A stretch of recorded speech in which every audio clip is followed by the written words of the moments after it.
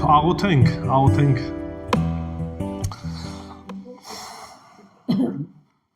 Մեր երկնավոր Հայր, իրապես փառք ենք քեզ տալիս քո ողորմության, քո գթության, քո գեղեցկության համար, Տեր, որ ամեն բան ինչ որ անում ես, այո, հրաշալի է, գեղեցիկ է, թեև այդ ամեն ինչը չենք տեսնում, Տեր Աստված, թեև այս մեղավոր աշխարհի մեջ ենք, մեղավոր մարդկանցով շրջապատված ենք, անիծված երկրում ենք ապրում, Տեր Աստված, որը որ մեղքի հետևանքով է անիծվել, Տեր, բայց գիտենք մի բան, որ այս ամեն ինչի մեջ քեզ հետ ենք եւ դու ես մեզ առաջնորդում, Տեր,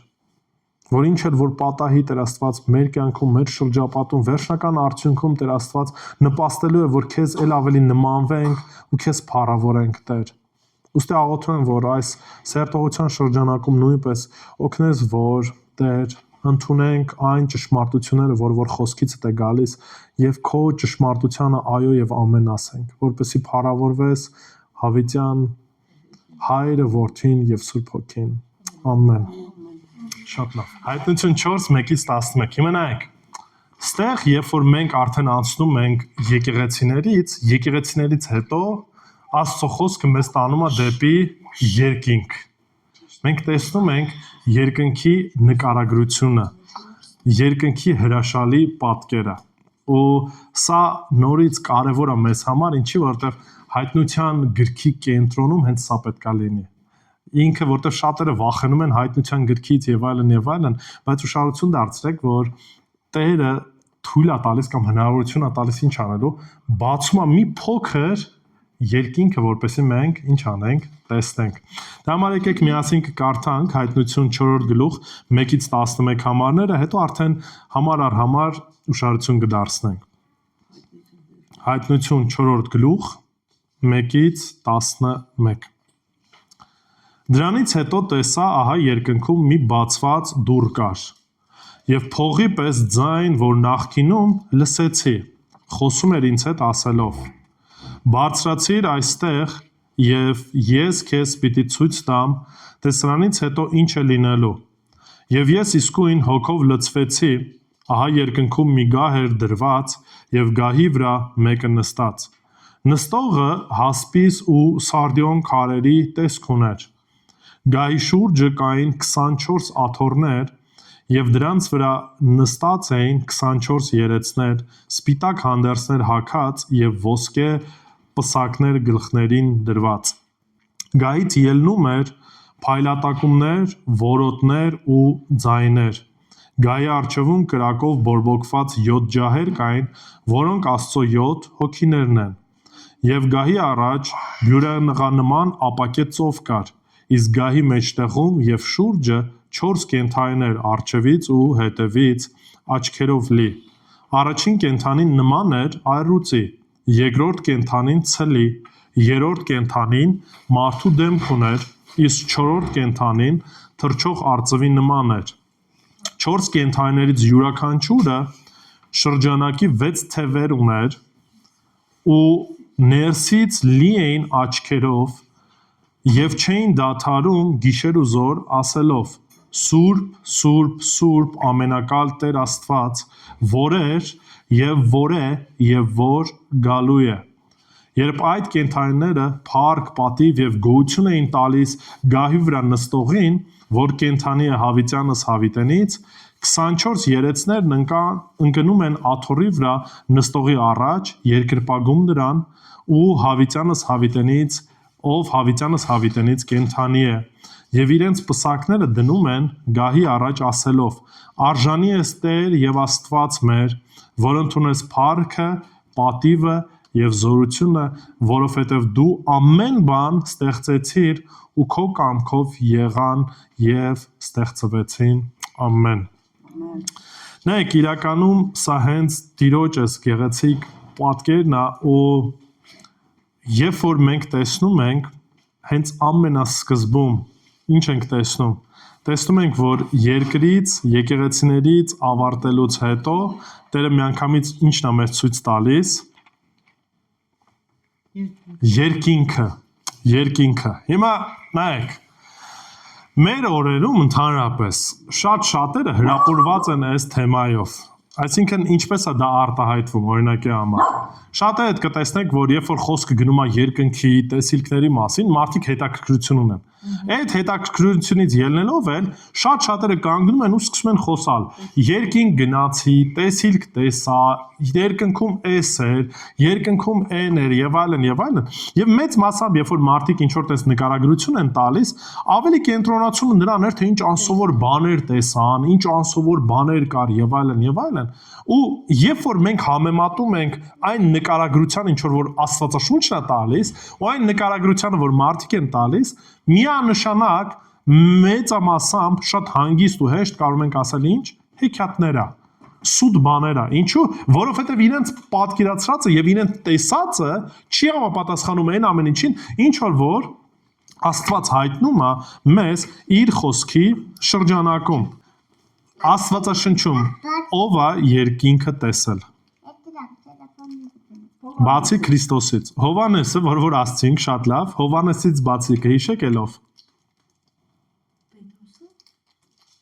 Պողոսը, կհիշեք։ Պողոսն էր ասում, որ ձայնա լսում, չէ՞ ինքը։ Չէ, ասում է հափշտակվեցի մինչև երրորդ երկինք, այսինքն մենք ասում ենք առաջի երկինքը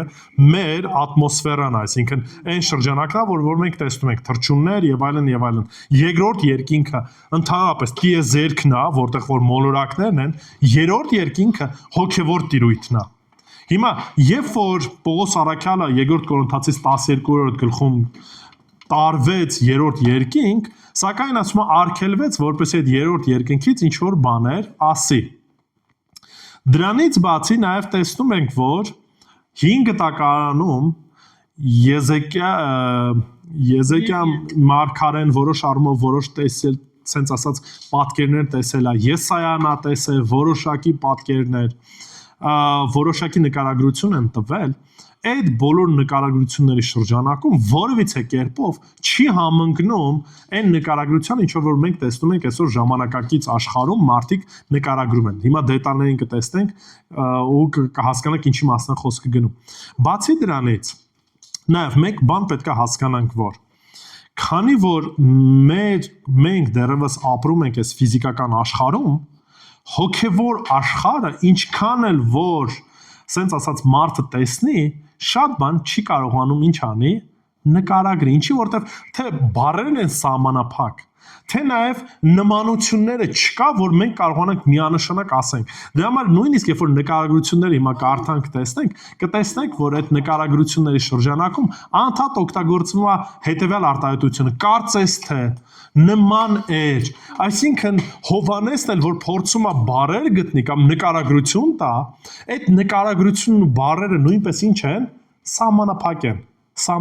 են։ Բայց այնուամենայնիվ որոշակի կարևոր բաներ, հատվածներ կարող ենք տեսնել։ Ուրեմն առաջի համարից եւս մենք անգամ ուշադրություն դարձնենք։ Ասում եմ դրանից հետո տեսա։ Երբ որ մենք տեսնում ենք Աստվածաշնչում դրանից հետո արտահայտությունը, այստեղ խոսքը չի գնում ժամանակագրությանը, այսինքն հոգեվոր իրականության ժամանակագրությանը։ Դա նշանակում է, որ ինչ ունեինք եկեղեցու շրջանակը, տեսանք 7 եկեղեցիները, 7 եկեղեցիների տեսիլքից հետո, այսինքն մինչև այդ առաջ, Հովանեսը ինչ արեց, առաջի տեսիլքը տեսավ Տեր Հիսուս Քրիստոսին, խոսեցինք իր կերպարի մասին եւ այլն, դրանից հետո տեսանք նամակը, ինչ պետքա նամակ ուղեր եկեղեցիներին եւ ասում է հիմա արդեն տեսնում ենք երկրորդ տեսիլքը, այսինքն առաջի տեսիլքից հետո, որը որ տեղի ունեցավ առաջի գլխում, արդեն 4-րդ գլխում տեսնում ենք երկրորդ տեսիլքը, այսինքն դրա համար ասում է դրանից հետո տեսա, ահա երկնքում մի բացված դուռ կար եւ փողի ձայնի պես ձայն, որ նախկինում լսեցի։ Երբ որ հիմա խոսում է փողի պես նախկինում լսված ձայն, նորից գիշեք, երբ որ Հիսուս խոսում էր, ինչ էր ասում, ձայնը ինչի էր նման, փողի հնչող ձայնի նման, այսինքն այդ նմանությունը նորից պատկերը Քրիստոս ասում է խոսեց եւ մենք անցած անգամ բավականին այլ հատվածներում տեսնում ենք, երբ որ Աստված խոսում էր, նորից նմանությունն է տալիս, այսինքն սենց ասած ինքը ուժեղը, ահարկույա, լսելի է ամեն կերպով։ Դրա համար այս նմանությունն է նայում ու նույնից ուշադրություն դարձեք։ Փողի պես ու շարունակության մեջ անդադ տեսնելու ենք պես, նման եւ այլն եւ այլն, որ նախքինում լսեցի։ Նախքինում ում ձայներ լսել նորից Հիսուսի ձայներ լսել ու Հիսուսի ձայնը ինչ էր արել, խոսել էր իր հետ։ Խոսում էր ինձ հետ ասելով. Բացրացիր այստեղ եւ ես քեզ պիտի ցույց տամ, թե սրանից հետո ինչ է լինելու։ Հիմա ուշադրություն դարձեք։ Երբ որ խոսում ասում է սրանից հետո ինչ է լինելու, ինչի մասն է խոսքը գնում։ Գալիք իրադարձությունների, այսինքն այս պահեդրությամբ տեսար եկեղեցու շրջանակը, եկեղեցուց հետո կամ նոր շրջանակում հիմա քեզ ցույց եմ տալուս ինչը, այն ամեն ինչ որ դեռ գալու է։ Մի բան, որը որ դեռ տեղի չի ունեցել, բայց գալու է։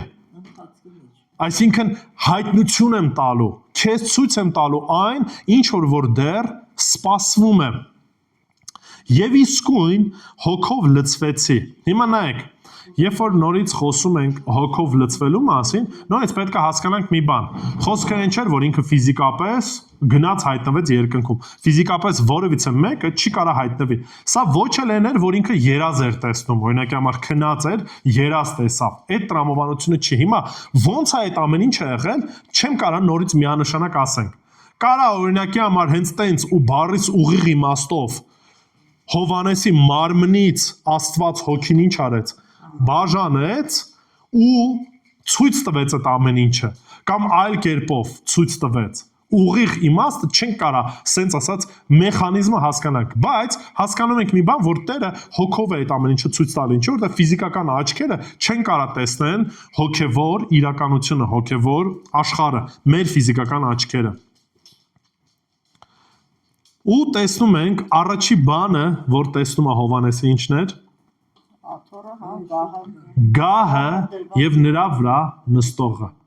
Ուշադրություն դարձեք, որ ամենակարևորն է, ամենասենց ասած ֆունդամենտալն է։ Երկնքում,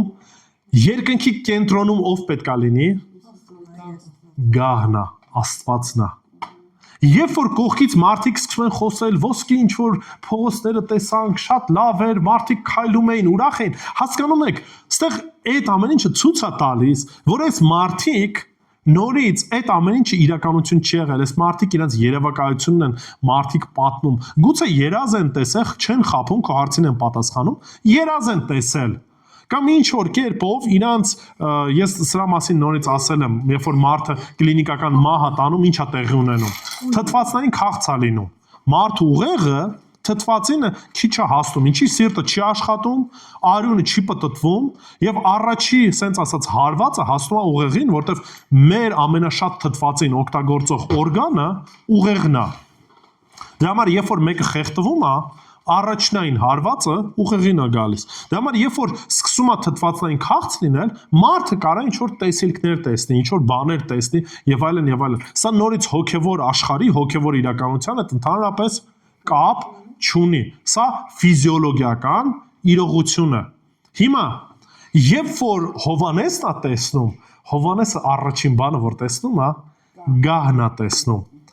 Գահն է տեսնում։ Հիմա նայեք, երբ որ մենք խոսում ենք, որ տեսնում է գահը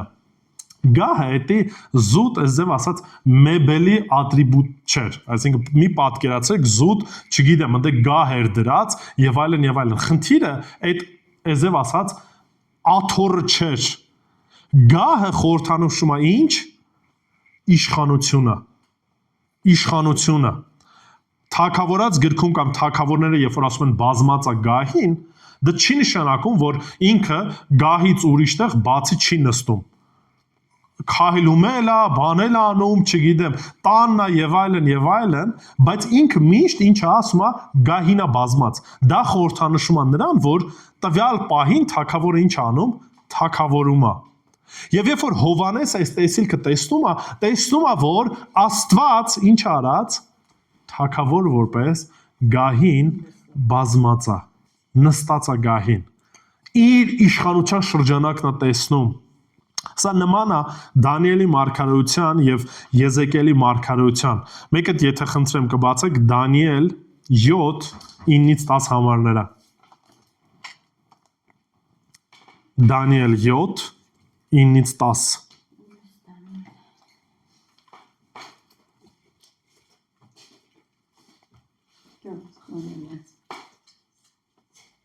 Յոթ 9-ից 10 Մինչ նայում էի, գահեր տեղադրվեցին և հինավուրցը բազմեց, նրա հագուստը ձյան պես սպիտակ էր, իսկ նրա գլխի մասը մատուռ բրդի պես, նրա գահը կրակի բոց էր, նրա անիվները վառված կրակ, կրակի մի գետ էր հոսում և գնում նրա առջևից, հազար հազարներն էին ծառայում նրան և հույր հյուրանորները կանգնած էին նրա առաջ, դատարանը նստեց և գրքերը բացվեցին, ես նայում էի եղջերու ասած մեծախոս ձայնի պատճառով, նայում էի մինչև որ գազանը սպանվեց, կործանվեց նրա մարմինն ու տրվեց կրակի բոցին։ Հիմա ուշադրություն դարձրեք, երբ որ Դանիելը նկարագրում է գահը, ցույց է տալիս նորից փառավոր Աստծուն, երկրորդը ցույց է տալիս, որ թագավորը բազմած իր գահին պատրաստվում է ինչին։ Դատաստանին։ Դրա համար ասում է եւ ինչը դատավարությունը այզև ասած սկսվեց։ Մենք շարունակության մեջ իրականում կտեսնենք, որ 7 տարվա նեղության շրջանակում տեսնում ենք, թե ինչպես է որպես Աստված, որպես դատավոր ինչ անում, իր դատը կատարում ողջ մարդկության մեղքի եւ այլասերվածության վրա։ Այսինքն այս պարագայում Հովհաննեսը երբ որ մտնում է երկինք, տեսնում է ում գահը եւ Տիրոջը բազմած գահին։ Եզեկիել մարգարեություն առաջի գլուխ 26-ից 28 համարները։ Էլի եթե մեկը բացում է, թող կարդա։ Եզեկիել 1 26-ից 28 Եվ այն հաստատությունից վեր, որ նրանց գլխի վրա էր, շափյուղա քարի տեսքով գահի մի նմանություն կար, եւ այդ գահի նմանության վերևում մարդու տեսքով մի նմանություն կար, եւ այնտեղից վերև, որ իր մեջքի տեսքն ուներ, ես տեսա, որ հրափայլ պղնձի տեսք ուներ, իսկ այնտեղից ներքև, որ իր մեջքի տեսքն ուներ, ես տեսա կրակի նմանություն եւ նրա շուրջ բոլորը պայծառություն։ Ձիածանի տեսքի նման, որ անձրևի օրը լինում է մի ամպի մեջ, այդպես էր շրջապատող պայծառության տեսքը շուրջ բոլորը։ Սա Տիրոջ փառքի կերպարանքի տեսքն է, երբ ես տեսա վայր ընկա երեսի վայր, որ մի խոսող ձայն լսեի։ Ուշադրություն դարձեք նորից, մենք տեսնում ենք այդ հրաշափառ, այսև ասած պատկերը, այդ մեծությունը, այդ զորությունը, իշխանությունը Աստծո կողմից, ու դրանից հետո ինչ ասում, սարսափած ընկա։ Ու Եսայա մարգարեն էլ երբ որ այդ ամեն ինչը տեսնում, ասում է սարսափած ինչ անում, ուղղակի խոնարհվում է։ Դրա համար նորից այն մարդիկ, ովքեր որ խոսում են երկինքը տեսանք ու չեն սարսափում, այդ սարսափը չեն պատմում են ինչ որ մի հատ ինչ որ մելամաղձոտ, ինչ որ բաներ եւ այլն, այս տեսա, այս զգացի շատ լավ էր, այս կողմ, այն կողմ, այս ամեն ինչը իրականություն չի, որտեվ այս պատկերն ենք մենք տեսնում։ Թե 5 գտականում ենք տեսնում, թե նոր գտականում Հովհաննեսը երբ որ տեսնում է, սա է նկարագրում։ Շարունակության մեջ նայեք, ասում է երկրորդ համարը եւ ասում է գահի վրա մեկը նստած։ Երբ որ շեշտում է մեկը նստած, հիմա ուղիղ չի ասում ով է նստած, բայց մենք այնուամենայնիվ գիտենք ով է նստած։ Ով նստեց գահին։ Տեր Հիսուս Քրիստոս նստեց գահին եւ սկսեց ինչ անել, դատել։ Դրանից հետո ուշադրություն դարձեք, երբ որ գահը նկարագրվում է նաև դրանից հետո նստողը ինչպիսին էր։ Երրորդ համարը նստողը ասում է հասպիս ու սարդիոն քարերի տեսք ուներ։ Հիմա նայեք, այս քարերի հետ կապված իրականում միանշանակ չի, թե ինչ քարերի մասին է խոսքը գնում, ինչի որտեղ ժամանակի ընթացքում արդյոք հենց այդ քարն է թե ոչ, բայց այնուամենայնիվ այս հասպիսը շարունակության մեջ 20-րդ գլխում նկարագրվում է որպես սենց ասած ադամանդին նմանվող քարին է նմանվում, որ ինքը փայլուն էր, որ ճառագայթները ճառագում էին ու բոլոր այսպես ասած գույները երևում էր այդ սենց ասած քարի մեջ ու ենթադրություններ կա, որ կարանք ասենք ադամանդի նման էր կամ ադամանդն է։ Իսկ երկրորդ քարը սարդիոն քարն է, հիմա նորից սարդիոնը արյունակարմիր մի քայլ էր, որը որ գտնվել էր էլի այդ Սարդիոն հենց տենց քաղաք կար այդ շրջանակում։ Հիմա նայեք, առաջինը ես ուզում եմ տեսնեք, նայեք, ինչպիսի նկարագրություն է տալիս Աստծուն, որը որ գային նստած է։ Գեղեցիկ նկարագրությունն է տալիս, այսինքն ամենաթանկարժեք քարի նկարագրությունն է տալիս։ Ու դրա համար ասում է փայլուն էր կարծես։ Տերը ինչ էր անում, փայլում էր ամենաթանկանոց քարի նման էր, ադամանդի նման էր, եւ Սարդիոնը, երբ որ ասում է արյունակարմիր քար էր, որոշ առումով ինչն է նորից նկարագրում կարծես բոցավառ իր դատաստանը կամ դատավարությունը, որը որ հեսա տեղի ունենալու։ Դրա համար մեր Տերը գեղեցիկ է։ Ուշադրություն դարձեք, մենք երկնքում ինչ ենք անելու, զմայրվելու ենք Տիրոջմով, Տիրոջ գեղեցկությունից։ Ու էլի էսի տեսեք ընդամենը նմանություններ են, այսինքն տեսք ուներ, այսինքն ինքը փորձում է ինչ որ նմանություններ, ինչ որ մի բաներ ասի, որը որ գոնե մի փուճուր ինչ կանի, նկարագրությունը կտա։ Հովանեսը չի կենտրոնանում ինչա կողքերը, չնայած դրան էլ հիմա կանադառնանք։ Առաջնային իր հայացքը ուղղում է Տիրոջ գահի վրա ու Տիրոջ վրա։ Դա համար երկնքում մեր փափագը, մեր այսով ասած ամենաթանկարժեքը, որին որ մենք ստասում ենք, ինչն է, հանդիպում է Տիրոջ հետ։ Որ մենք Տիրոջով ենք զմայլվելու։ Տիրոջ գեղեցկությունն է ողջ մեր ուշադրությունը պարուրելու։ Եվ դրանից հետո այն ամենը ինչ որ նորից ինքը անելու է երկնքում ու երկնքի հետ կապված, նորից մատնանշելու է ինչ։ Նորից Տիրոջն է մատնանշելու։ Տիրոջ փառքը, Տիրոջ գեղեցկությունը, Տիրոջ ամենաթանկ լինելը։ Շարունակությունը 4 համարը ասում է գահի շուրջը կային 24 աթոռներ, իսկ դրանց վրա նստած էին 24 երեցներ, սպիտակ հանդերձներ հագած եւ ոսկե պսակներ գլխներին դրված։ Հիմա նայեք, երբ որ խոսում ենք ընդհանրապես բանի մասին, 24 այդ աթոռների կամ երեցների մասին, ասեմ, որ տարբեր մոտեցումներ կա։ Այսինքն որոշ մարդիկ կան, որ համարում են, որ 24 երեցները հրեշտակներն են, որոշները կարծում են, որ 24 երեցները դա հրյա ներկայացուցիչներն են, եւ որոշները կարծում են, որ 24 երեցները դա եկեղեցին է։ Ես հիմա ամեն մեկին կարճ կանրադառնամ եւ կփորձենք տեսնել տրամաբանության շրջանակում եւ Աստծո խոսքի շրջանակում, որն է ավելի հավանականը, ովքեր էին այս 24 երեցները։ Նախ եւ առաջ երբեք մենք չենք տեսնում Աստվածաշնչում, որ հրեշտակները ինչ որ պարագայում գահի վրա նստած են լինելու, այսինքն չկա ինչ որ մի իրավիճակ, որ խոստանում է կամ մենք տեսնում ենք, որ հրեշտակները ինչ են արած,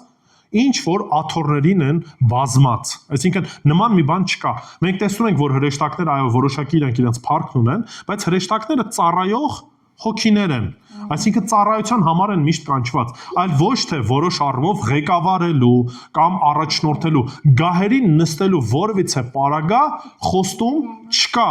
Աստվածաշնչի մեջ։ Դրա համար այս առումով հրեշտակներին կարանք ավելի, ասենց ասած, հեշտ կողքի դնենք։ Հիմա մնում է երկրորդ հարցը։ Հրյաները,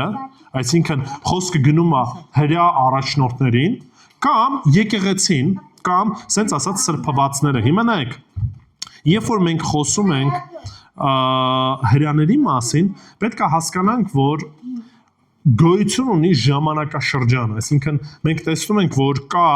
եկեղեցու ժամանակաշրջան, մինչև այդ մենք տեսնում ենք, որ ուխտի շրջանակներ, այսինքն Տերը սահմանեց, ընտրեց իր ժողովուրդը ու այդ ուխտի շրջանակներ գալիս, հետո այդ ուխտի շրջանակը ավարտվում է, նոր ուխտի շրջանակն է սկսում, որը որ եկեղեցուն էր վերաբերվում, այս պարագայում, երբ որ մենք շարունակությունը կկարդանք, կտեսնենք, որ այս 24 երեցները կանգնում են նորից այն ժամանակ, երբ որ 7 տարվա նեղություններն է սկսվում ու 7 տարվա նեղությունից հետո եկած ժողովրդի մասին է խոսքը գնում։ Այսինքն մենք տեսնում ենք, որ 24 երեցները, որոնք որ կան, արդեն իսկ 7 տարվա նեղությունից առաջ երկինք բարձրացրած մարդիկ են։ Երկրորդ երեցներ տերմինը կարող օգտագործվի թե հրյաների հետ կապված, թե նաև եկեղեցու շրջանակում, որտեղ երեց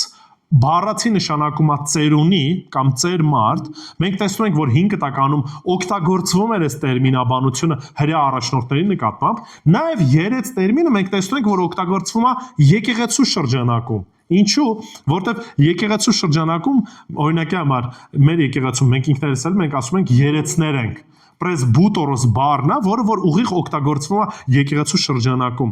Բայց երբ որ մի քիչ ավելի տեսնենք նկարագրությունը, ինչ նկարագրություն է տրված այս մարդկանց, ավելի կտեսնենք, որ այն վերաբերվում է ուղիղ ում եկեղեցուն։ Ուշադրություն դարձեք առաջինը։ Այս 24 երեցները նստած էին 24 աթոռների վրա։ Աթոռներ մենք որտեղ ենք տեսնում։ Շատ դեպքերում ինչ է Հիսուս Քրիստոս խոստացել, որ երբ որ ժամանակը գա, իր եկեղեցուն ինչ անելու, նստացնելու է իր կողքը դատելու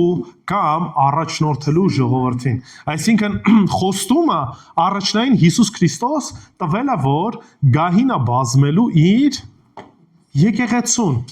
Երբ որ ժամանակը գա, նստեցնելու է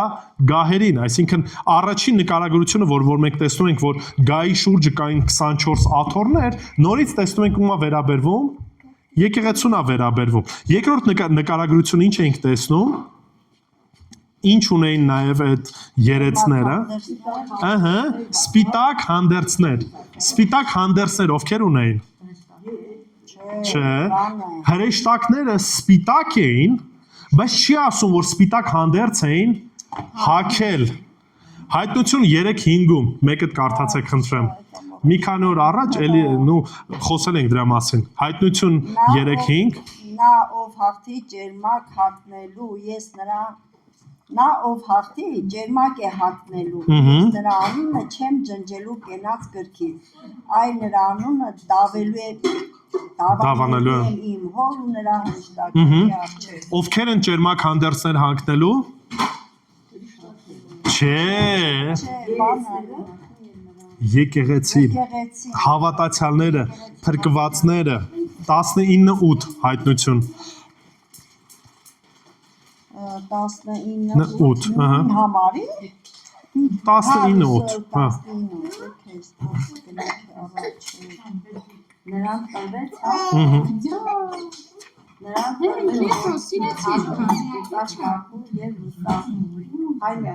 Եվ նրան տրվեց, որ բեհես հագնի մաքուր ու լուսափայլ, քանի որ բեհեսը սրբերի արդարությունն է։ Ուշադրություն դարձեք նորից։ Սրբերն են հագնում, ու այդ հագնելը, որ ասում են Քրիստոսով է լինում։ Մենք մեր սրբությունը չունենք, իսկ այս 24 երեցները ինչ էին։ Սպիտակ հանդերձներ ունեին։ Բայց ասեմ, մենակ էս էլ չի։ Երրորդ բանը կա նույնպես։ Հա, այդ նույն հայտնություն 4 թվով համարի մեջ ենք։ Սպիտակ հանդերձներ հագած էին, նաև ինչ ունեին։ Ոսկե պսակներ գլխներին։ Նորից ով էր խոստումը ստացել ոսկե պսակների, պսակի։ Էլի եկեղեցին, հայտնություն 2:10, մեկը կարդացեք։ Հայտնություն 2:10 Մի վախենա այն ամենից, ինչ պիտի կրես, ահա բանսակուն ձեզանից մի քանիսին բանտ է նետելու, որպեսզի փորձվեք եւ 10 օր նեղություն եք կրելու։ Մինչև մահ հավատարիմ եղիր եւ քեզ կտամ կենաց պսակը։ Եկեղեցուն ասում, համբերիր, պսակ ես ինչ անելու, ստանալու։ 2 Տիմոթեոս 4:8 համարը։ 2 Տիմոթեոս 4:8 համարը։ Այսուհետև ինձ է սպասում արդարության պսակը, որ Տերը արդար դատավորը կտա ինձ այն օրը եւ ոչ միայն ինձ, այլև բոլորին, ովքեր սիրեցին նրա հայտնությունը։ Ու նորից տեսնում ենք պսակներ ովքեր ունեին եկեղեցին ունեն։ Դրա համար այս ամեն ինչը, երբ որ մենք ընդհանրական նայում ենք, կարող ենք ասել, որ այս 24 երեցները խորհրդանիշն էին կամ ներկայացուցիչն էին եկեղեցու։ Ինչի հետ է կապված թիվը, հիմա չեմ կարող ասեմ, որովհետև նորից տարբեր մոտեցումներ կան եւ այլն, բայց այնուամենայնիվ այդ էական չի։ ինչի հենց 24, բայց այնուամենայնիվ տեսնում ենք, որ 24 երեցներ էին, ովքեր որ Տիրոջ առաջ կանգնած էին։ Հիմա նայում ենք դրանից հետո նաև շրջանակը, գահի շուրջը ինչ կար։ 5 համարից։ Գահից ելնում էին փայլատակումներ, որոտներ ու ձայներ, գահի առջևում կրակով բորբոքված 7 ջահեր կային, որոնք Աստծո 7 հոգիներն են։ Ուրեմն, երբ որ կհիշեք, մենք նորից շատ ենք խոսել սրա մասին, կայծակներն ու որոտմունքը ինչն էին խորհրդանշում։ Եկեղեցու ասի կարդացել ենք հայտ այդ դրամար եմ այսում որ պիտի լսեմ նորից դրանք սա Աստծո ձայնը միշտ դրանով էր գալի, այսինքն կայծակներով, որոտմունքով,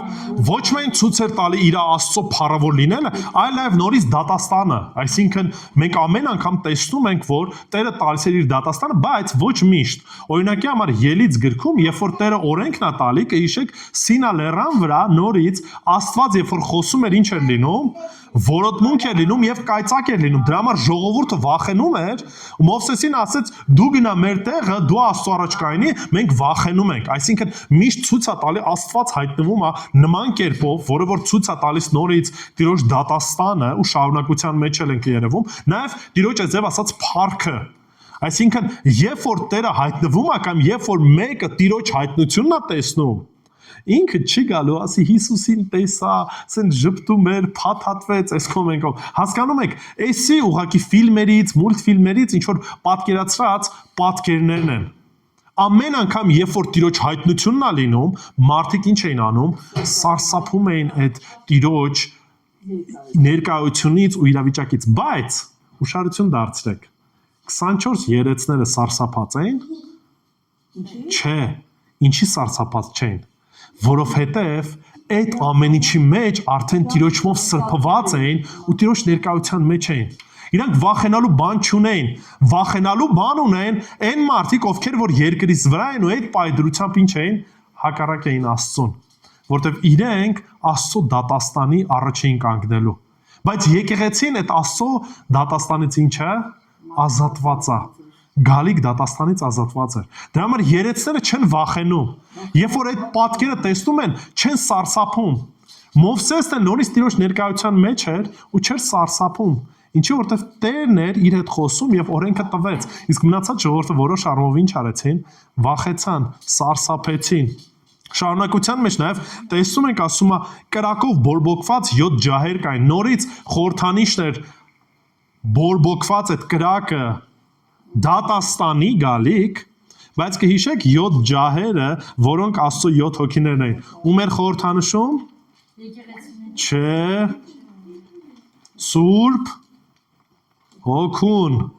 Սուրբ Հոգուն էր խորհրդանշում, իսկ այդ 7 թիվը ամբողջության թիվն էր, որ մենք ասացինք, այսինքն Սուրբ Հոգին էլ նույնպես ներգրաված է եկեղեցու ողջ, ոչ միայն եկեղեցու, արարչագործությունից սկսված մինչև ողջ մարդկության պատմության ընթացքին Սուրբ Հոգին ներգրաված է ողջ ծառայությունների շրջանակում։ Հետևաբար տեսնում ենք, որ Սուրբ Հոգին նույնպես ներկա է այս շրջանակում։ Հետաքրքիր եւս մեկ բան, 6-րդ համարը։ Եվ գահի առաջ բյուրեղանման ապակե ծով կար։ Երբ որ ասում է ապակե ծով կար, հետաքրքիր է, որ հայտնության գրքում, երբ որ կարդում ենք արդեն նորից երկնքի ընդհանուր նկարագրությունը, գրված է, որ ասում է երկնքում ծով չկար։ Եվ սա, երբ որ նորից նկարագրում է, ասում է բյուրեղանման, կամ նորից ինչ որ sense մի պատկեր է տեսնում,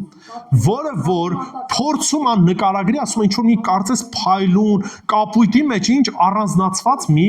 հատված կար։ Սա ինչ է ցույց տալիս։ Ուղղակի մի պա պատկերացրեք, վստահ եմ նկատել եք, մեկ-մեկ եղում է, որ օրինակի համար ինչ որ շինություն կամ ինչ որ մի բան, որ ուզում են, որ միանգամից աճ ծակի, ինչ են անում, կողքը փորձում են մաքուր պահեն, ինքը ընդհանուր sense տարածքի մեջ ինչ որ լինի, առանձնանա։ Եվ մենք տեսնում ենք, որ գահը եւ գահի վրա նստվածը ինչ արած, առանձնացված է, ընդհանուր այդ պատկերի մեջ առանձնացված է այդ բյուրեղանման ապակե կարծես այդ ծովով, որպեսզի նորից ինչ անի, մատնանշի ցույց տա, որ այն մնացած ինչ որ կա, այդ ամեն ինչից առանձնացված Աստծո գանը նստած եւ Տերն է նստած այդ գահին բազմած։ Հասկանում եք նորից ինչ անում, մատնանշում է, ցույց է տալու, այսի զուտ պատկերներ են, որ կարծես շողացող խորհրդանիշն է։ Պատկերացեք ուղղակի չգիտեմ, այդ փայլը, այդ ամեն ինչը, ու այդ ամեն ինչի կենտրոնում Տերն է։ Ու Հովհաննեսը այս ամեն ինչն է տեսնում։ Շարունակության մեջ։ Իսկ գահի մեջտեղում եւ շուրջը 4 կենդանիներ, արջևից եւ ետևից աչքերով լի։ Առաջին կենդանին նման էր առյուծի, երկրորդ կենդանին ցլի, երրորդ կենդանին մարդու դեմք ուներ, իսկ չորրորդ կենդանին թռչող արծվի նման։ Հիմա նայեք, երբ որ խոսում ենք կենդանի բառին, պետք է հասկանաք, որ կենդանի զուտ, ասենց ասած, այն մեր տրամաբանած կամ կենդանին չի, շունը չի, որ ստեղ նոր մաներ գալի։ Կենդանի այն տրամաբանության, որ կենդանի էակ։ Ինչպիսի էակ էր դա, միանշանակ չենք կարող ասենք, սակայն նորից 5 տականի հետ համեմատելով մենք տեսնում ենք, որ նմանություն կար այդ կենդանիների եւ քերովբեների ու սերովբեների մեջ։ Եզեկիել մարգարեության մեջ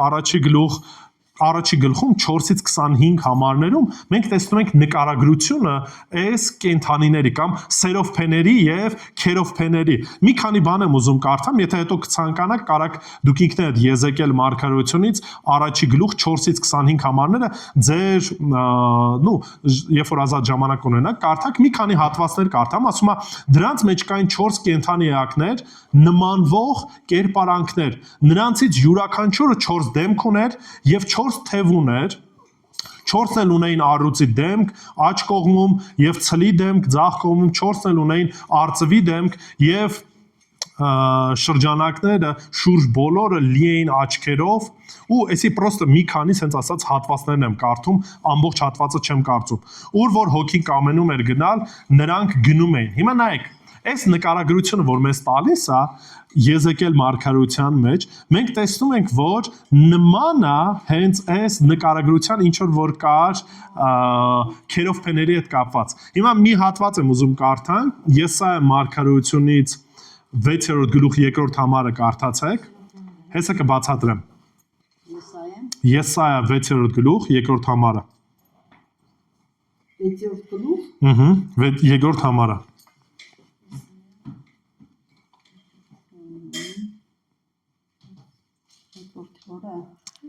6-րդ գլուխ 2-րդ համարը։ Եվ ահա տեսա մի սպիտակցի, հա։ Եսայա 6:2։ Ես գիտեմ հայ։ Նրա վերևում կանգնած էին սերովբեներ, որոնցից յուրաքանչյուրն ուներ 6 թև։ Երկուսով ծածկում էր իր դեմքը, երկուսով իր ոտքերը, երկուսով թռչում էր։ Հիմա նայեք, ուշադրություն դարձրեք։ Մենք Աստվածաշնչում հանդիպում ենք էակների, որոնք որ անվանվում են սերովբեներ ու քերովբեներ, որոշակի նկարագրությունն է տալիս այս հրեշտակային դասի, բացի դրանից նաև մենք գիտենք, որ սատանան նույնպես ժամանակին ինչ էր, հրեշտակ էր, բայց սովորական հրեշտակ չէր։ Ասում է, որ քերովբեր կամ այսինքն ինքն էլ ժամանակին այս դասի մեջ էր։ Այն դասն էր, այսինքն հրեշտակների մեջ ամենաբարձր դասն էր, որը որ իրավունք ուներ Տիրոջ առաջ կանգնելու։ Եվ այս 6 թևերը, որ ունեին, տեսանք նկարագրությունը որն էր, ծածկում էին դեմքը, ծածկում էին ոտքերը, որտեղ սուրբ տեղ էին գտնում, այսինքն ունեին առանձնահատուկ դեր Տիրոջ սրբության մեջ լինելու, եւ այս 4 կենդանիները, որ տեսնում ենք, հենց նկարագրությունն է սերովբեների ու քերովբեների։ Բացի դրանից նաև ինչ նկարագրություն ենք տեսնում։ Առաջինը ասում է, որ ինչեր ունեին իրենք 6-րդ համարի վերջի հատվածում։ Կենթան աչքերով լի, հա։ Այսինքն արջևից եւ ետևից աչքերով լի էին։ Հիմա սա չի խոսում ամենատեսության մասին, բայց այնուամենայնիվ խոսում է, որ իրանց աչքից ոչ մի բան չի վրիպում։ Ամեն բան տեսնում են։ Ու այս տրամաբանության շրջանակում նորից Աստված օգտագործում է իրանք ծառայում են Աստծուն իրենց կարողությունների շրջանակում։ Ու այս հրեշտակները, այս քերովբեները, սերովբեների, ասենց ասած աչքից որևիցե բան չի վրիպում։ Աստված է միայն ամենատես, բայց որոշակի նկարագրություն է տալի նաև այս սերովփեներին, քերովփեներին, ովքեր որ նորից տեսնում են շատ բան։ Ամենուրեք, այսպես ասած, աչք ունեն, նորից մի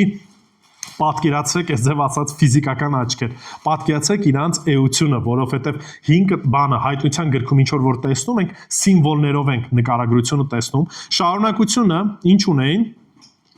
Առաջին կենդանի նմաններ արեցին։ Կհիշեք, մինչև այդ ասացինք 4 դեմք ունեին, չէ՞, կարդացինք Եզեկիել մարգարեության մեջ, տեսնում ենք, որ 4 դեմք ունեին։ Այդ 4 դեմքերի մեջ տեսնում ենք 4 նկարագրություն, այսինքն առուծի տեսք ուներ,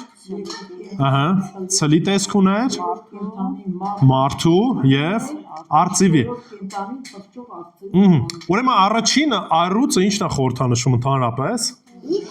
Ուժ, զորություն, որոշ առումով իշխանություն, այսինքն հրեշտակների շրջանակում իրանք ղեկավարով մեկն էին, ուժն է խորհրդանշում, երկրորդը հորթը կամ ցուլը, ինչը նա խորհրդանշում։ Ինչի համար էին մարդիկ օգտագործում ցուլը, հորթը։ Սնունդը երկրորդական էր, բայց մինչև այդ ծառայեցնելու, չէ՞, այսինքն վարում էին ցլերը, եզերը, այսինքն երկրորդ բանը տեսնում ենք, որ սերովփեներն ու քերովփեները ծառայողներ են, ծառայում են, երրորդը մարդու դեմք ուներ, ինչն է ուզում ասի։ Ինչ նկատի ունի նման։ Բանական էակ են, այսինքն հասկացողություն ունեն, բանականություն ունեն եւ արծիվ են, այսինքն մոբիլ են, արագ են տեղաշարժվում, այսինքն կարողանում են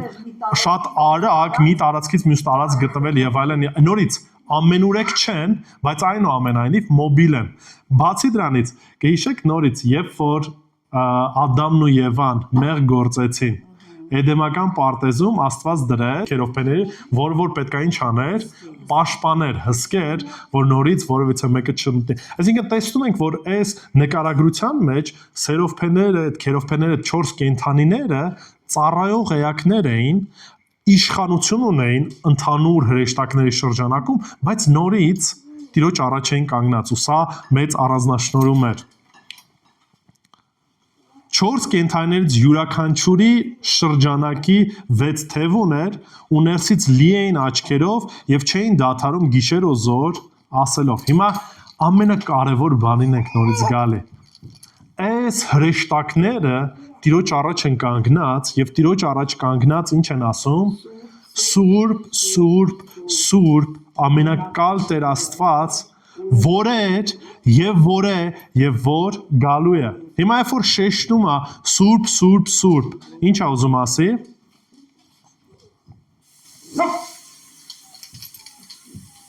Մի քանի անգամ սրա մասին ասել ենք։ Այո, բայց ինչի է շեշտում 3 անգամ։ Այսինքն խոսում է բացարձակ սրբության մասին։ Բացարձակ կատարյալ սրբության մասին։ Այսինքն 1 անգամ չի, 2 անգամ չի, 3 անգամ շեշտում է առանձնացնելով, ցույց տալով Տիրոջ գերագույն սրբությունը, մեծագույն սրբությունը, սուրբ է, սուրբ է, սուրբ է, դրանից հետո նկարագրում է ինչ է, ամենակալ Տեր Աստվածը ամեն բան իր ձեռքերի մեջ է, եւ որ էր, եւ որ է, եւ որ գալու է, սա նորից ասել եք ինչն է խորհրդանշում, Որ գալու է Աստված չէ, հավիտենական է, որ էր անցյալ, ներկա եւ ապագա, Աստված հավիտենական էակա։ Նորից ուշադրություն դարձրեք, այս ամեն ինչի կենտրոնում ով է։ Աստված։ Այս 4 կենդանիները կային, այո, որոշակի, ասենց ասած, փառավոր տեսք ունեն, հետաքրքիր են եւ այլն, բայց նորից իրանց կենտրոնում ով է։ Երկնքում կենտրոնում Աստված է։ Ու փառքը ողջ ուղված է իրեն, որպես կատարյալ սրբության, որ զորությունն ամենակարողը, ամենազորն է, հավերժական է եւ պատահական չի, երբ որ այս ամեն ինչը տեղի է ունենում, ինչ են անում երեցները եւ այդ կենդանիները փառք, պատիվ եւ զորություն էին տալիս գահի վրա նստողին, որ կենդանի հավիտյանս հավիտենից նորից շեշտում է 10-րդ համարը 24 երեցները ընկնում են աթոռի վրա նստողի առաջ երկրպագում նրան ու որ հավիտյանս հավիտենից կենթանի է։ Ուշադրություն դարձրեք, այս ամեն ինչը եկեղեցու ներկայացուցիչները հենց այնպես չեն անցնում գնան։ Երբ որ այս պատկերը տեսնում են, ինչ են անում, իրանք էլ են խոնարհվում Տիրոջ առաջ, մեծարանք տալիս, երկրպագություն տալիս։ Փառաբանությանը իրանք էլ են միանում։ Դրա համար ասում ենք, որ երկնքում եկեղեցին միանալու հետ, հրեշտակային խմբերի հետ Տիրոջը երկրպագելու, Տիրոջը մեծարելու համար։ Եվ բացի դրանից ոչ միայն փառաբանում ու երկրպագում են իրեն, այլև ինչ են անում։ Պսակները դնում են գահի առաջ։ Իրենց պսակները ինչ են անում, նետում են գահի առաջ։ Այս պսակները ով էր իրենց տվել։ Աստված էր տվել որպես վարձատրություն այն ծառայության, որ իրանք ունեցել են։ Բայց նույնիսկ այս տրամաբանությամբ, երբ որ իրանք պսակները գցում են Տիրոջ առաջ, ուզում են եւս մեկ անգամ մատնշեն ու ցույց տան, որ ամեն ինչի կենտրոնում ով է։ Տերն է։ Այո, Տերը վարձահատույց է լինելու եւ նորից մենք որոշ առումով դրան էլ ենք սպասում։ Բայց մեր գերագույն վարձատրությունը Տիրոջ առաջ լինելն է։ Տիրոջը տեսնելն է։ Ամբողջ փառքը նորից վերադարձվում է ում Աստծուն, որտեվ կարողությունն ու զորությունը ումից ենք ստացել, իրանից ենք ստացել։ Ծառայության շրջանակում նույնպես։ Եթե Տերը այդ զորությունն ու կարողությունը չտար, մենք չենք կարողանալու իրան ծառայենք։ Չենք կարողանալու որևիցե բան անենք։ Դրա համար ինչ է անում։ Երեցները այս հասկացողությունն են ունենում, ամբողջ փառքը նրան են վերադարձնում ու շարունակում են ինչ անել, երգել։ Արժանի է Տեր եւ Աստված մեր, որ ընդունես փառքը, պատիվը եւ զորությունը։ Մեն բան ինչ արեցիր։ Քո կամքով եղավ ու ստեղծվեցին։ Շատ լավ։ Նայեք, այս երգը Ստեղծեցիր քո կամքով եւ եղավ ամեն բան, ամեն ինչ որ տեղի անում, ուշադրություն դարձեք, ինչ է ասում, որովհետև դու ամեն բան ստեղծեցիր, ով արարիչ Աստված, ինքն է, ու քո կամքով եղան եւ ստեղծվեցին։ Այսինքն ամեն բան քո կամքով է լինում, քո կամքից դուրս ոչինչ չի լինում։ Ոչ մի ստեղծագործություն քո կամքից դուրս որևիցե բան չի անում։ Դրա համար նորից ողջ փառքը ուղղվում է ում Աստծուն։ Ես ուզում եմ որ վերջացնենք Հռոմեացիս 8-րդ գլուխ 19-ից 22 համարները ընթերցելով, որտեղ որ Պողոս Արաքյալը որոշ առումով ինչ է անում, փորձում է նկարագրի այն ինչ որ սպասվելու է։ 8-րդ գլուխ 19-ից 22։ Հռոմեացիս 8 19-ից 22։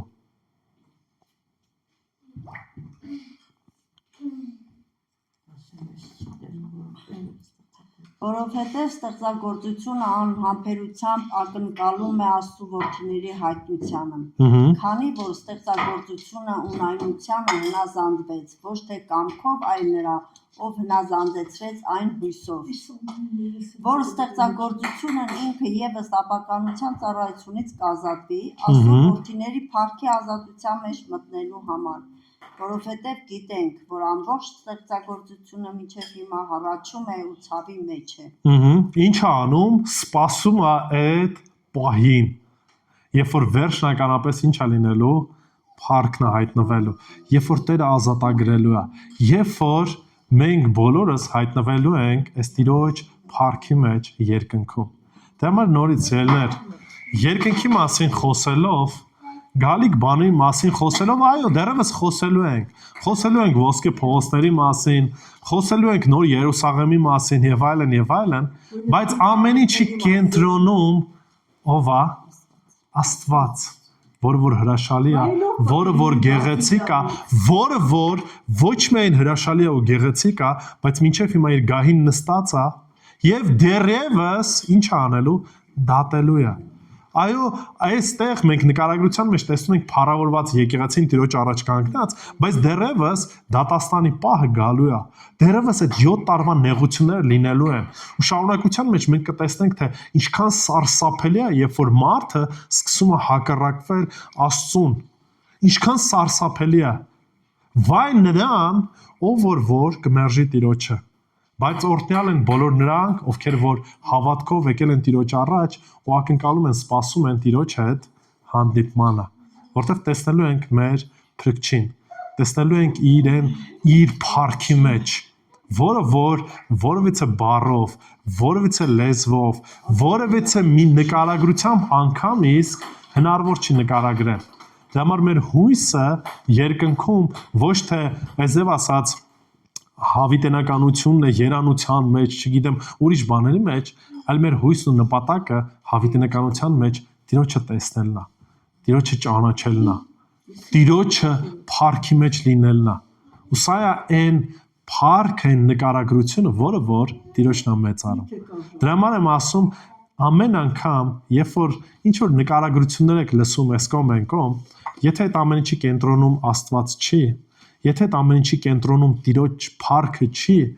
մնացածը մարդկային ուղակի սին, հեքիաթներ են, տեսիլքներ են եւ այլն, որը որ իրականության հետ ընդհանրապես կապ չունի։ Սա է այն նկարագրությունը, որը որ մեզ Աստծո խոսքը տալիս է երկնքում, որի կենտրոնում ով է Աստված է, Տերն է, որին արժի տալ ամեն փառքը հավիտյանս հավիտենից, որտեվ ինքն է արժանի ընդունելու փառքը, պատիվը եւ զորությունը։ Աղոթենք նոր հետո արդեն նայենք հարցերին։ Տեր Աստված, իրապես դու հրաշալի ես ու գեղեցիկ ես, Տեր։ Որևիցե խոսք, որևիցե մարդկային բառեր չկան, որ կարող են նկարագրել քո գեղեցկությունն ու քո փառքը, Տեր։ Բայց այո, դա մեր փափագը, թե որոշ սահմանափակ կերպով Տեր Աստված, դու մի փոքր ցույց տվեցիր մեզ երկինքը խոսքիդ միջոցով, Տեր,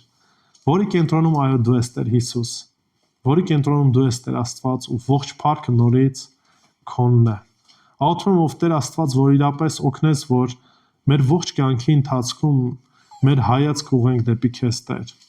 Քեզ նայելով նմանվենք քեզ, Տեր Աստված, քո փառքը տեսնելով, քո փառքը ակնկալելով ապրենք այնպես ինչպես որ դու ես կամենում, Տեր։ Աղոթում եմ, ով Տեր Աստված, որ իրապես ողորմես մեզ, ներես, օգնես, որ այո, մեր կյանքի կենտրոնում դու լինես, Տեր, որտեվ դու ես արժանի ամեն փառքի եւ ինչպես որ քերովփեներն ու սերովփեներն են անդադար քո առաջ երգում, որ դու սուրբ ես, նույնպես եւ քո սուրբերն են քո առաջ կանգնելու եւ քեզ մեծարելու ու փառաբանելու, Տեր, որտեվ մեր փափագը, մեր գերագույն երազանքը քեզ հետ հանդիպում ունենալն է, Տեր։ Ոստի եւս մեկ անգամ փառավորում ենք քո սուրբ անունը